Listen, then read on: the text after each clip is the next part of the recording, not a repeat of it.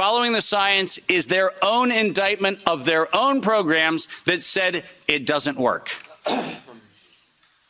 And there are thousands of publications to that effect, not a few hundred, and not paid for by pharmaceutical companies.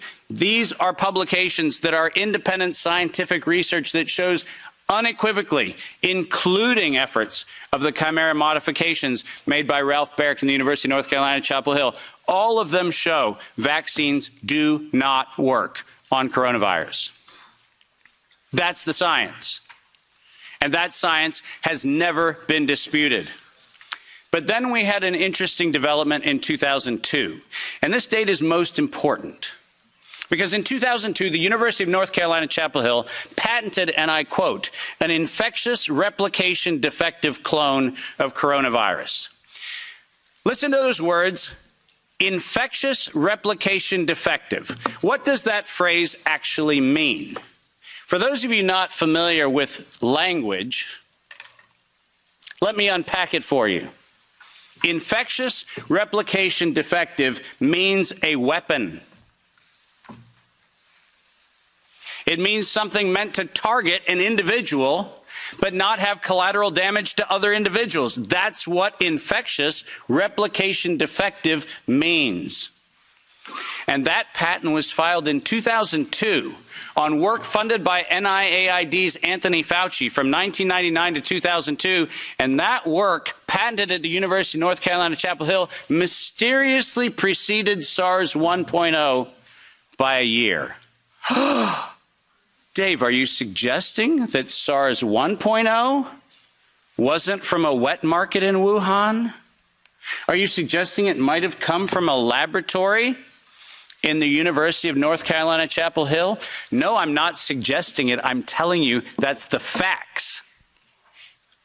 We engineered SARS. SARS is not a naturally occurring phenomenon. The naturally occurring phenomenon is called the common cold. It's called influenza-like illness. It's called gastroenteritis. That's the naturally occurring coronavirus. SARS is the research developed by humans weaponizing a life system model to actually attack human beings. And they patented it in 2002.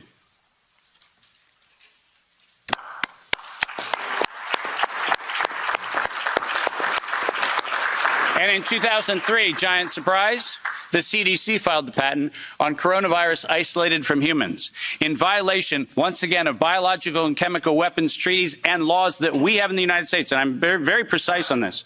The United States likes to talk about its rights and everything else and the rule of law and all the nonsense that we like to talk about. But we don't ratify treaties about, I don't know, defending humans. We conspicuously avoid that. We actually have a great track record of advocating for human rights and then denying them when it comes to actually being part of the international community, which is a slightly problematic thing. But let's get something very clear. When the CDC in April of 2003 filed the patent on SARS coronavirus isolated from humans, what did they do? They downloaded a sequence from China and filed a patent on it in the United States. Any of you familiar with biological and chemical weapons treaties knows that's a violation. That's a crime. That's not an innocent oops. That's a crime. And the United States Patent Office went as far as to reject that patent application on 2 occasions until the CDC decided to bribe the Patent Office to override the patent examiner to ultimately issue the patent in 2007 on SARS coronavirus. But let's not let that get away from us, because it turns out that the RT-PCR, which was the test that we allegedly were going to use to identify the risks associated with coronavirus, was actually identified as a bioterrorism threat by me in the European Union-sponsored events in 2002 and 2003, 20 years ago. That happened here in Brussels and across Europe. In 2005, this particular pathogen was specifically labeled as a bioterrorism and bioweapon platform technology. Described as such. That's not my terminology that I'm applying to it. It was actually described as a bioweapons platform technology in 2005. And from 2005 onwards, it was actually a biowarfare enabling agent, its official classification from 2005 forward. I don't know if that sounds like public health to you. Does it? Biological warfare enabling technology. That feels like not public health. That feels like not medicine. That feels like a weapon designed to take out humanity. That's what it feels like. And it feels like that because that's exactly what it is. We have been lured into believing that EcoHealth Alliance and DARPA and all of these organizations are what we should be pointing to. But we've been specifically requested to ignore the facts that over $10 billion have been funneled through black operations through the check of Anthony Fauci and a side-by-side ledger where NIAID has a balance sheet and next to it is a biodefense balance sheet equivalent dollar-for-dollar matching that no one in the media talks about. And it's been going on since 2005. Our gain-of-function moratorium, the moratorium that was supposed to freeze any efforts to do gain-of-function research. Conveniently, in the fall of 2014, the University of North Carolina, Chapel Hill received a letter from NIAID saying that while the gain-of-function moratorium on coronavirus in vivo should be suspended, because their grants had already been funded, they received an exemption. Did you hear what I just said?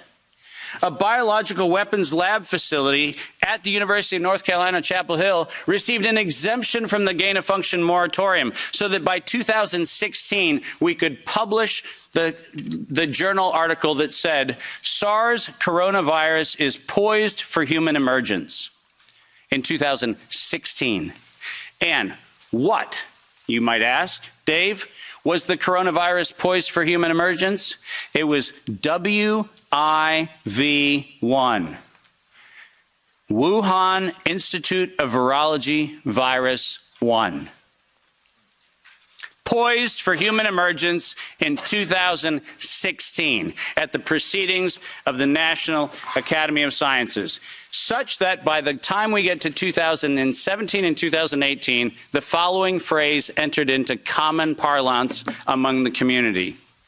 There is going to be an accidental or intentional release of a respiratory pathogen.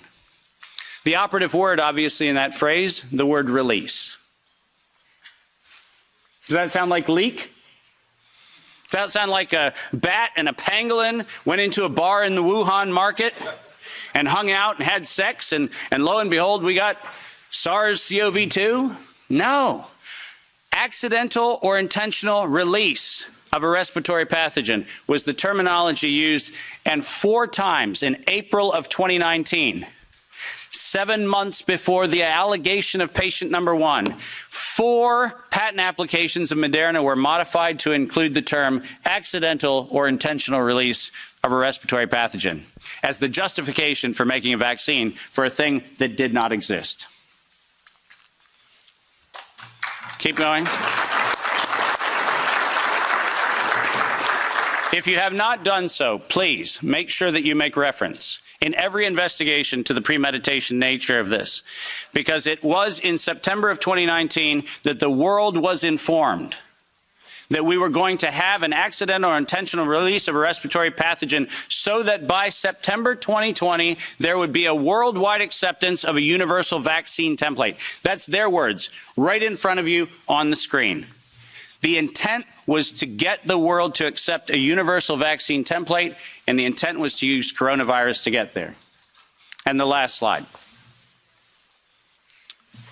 This isn't advancing, so if I could have somebody do it. Let's read this, because we have to read this into the record everywhere I go. Until an infectious disease crisis is very real, present, and at the emergency threshold, it is often largely ignored. To sustain the funding base beyond the crisis, he said, we need to increase the public understanding for the need for medical countermeasures such as a pan-influenza or pan-coronavirus vaccine. A key driver is the media, and the economics will follow the hype. We need to use that hype to our advantage to get to the real issues. Investors will respond if they see profit at the end of the process. Sounds like public health? Sounds like the best of humanity? No, ladies and gentlemen, this was premeditated domestic terrorism stated at the proceedings of the National Academy of Sciences in 2015, published in front of them. This is an act of biological and chemical warfare perpetrated on the human race, and it was admitted to in writing that this was a financial heist and a financial fraud. Investors will follow if they see profit at the end of the process. Let me conclude by making 5 very brief recommendations. The last slide. Nature was hijacked. This whole story started in 1965 when we decided to hijack a natural model and decide to start manipulating it. Science was hijacked when the only questions that could be asked were questions authorized under the patent protection of the CDC, the FDA, the NIH, and their equivalent organizations around the world. We didn't have independent science. We had hijacked science. And unfortunately, there was no moral oversight in violation of all of the codes that we stand for. There was no independent, financially disinterested, independent review board ever impaneled around coronavirus, not once. Not once. Not since 1965. We do not have a single independent IRB ever impaneled around coronavirus. So morality was suspended for medical countermeasures. And ultimately, humanity was lost because we decided to allow it to happen.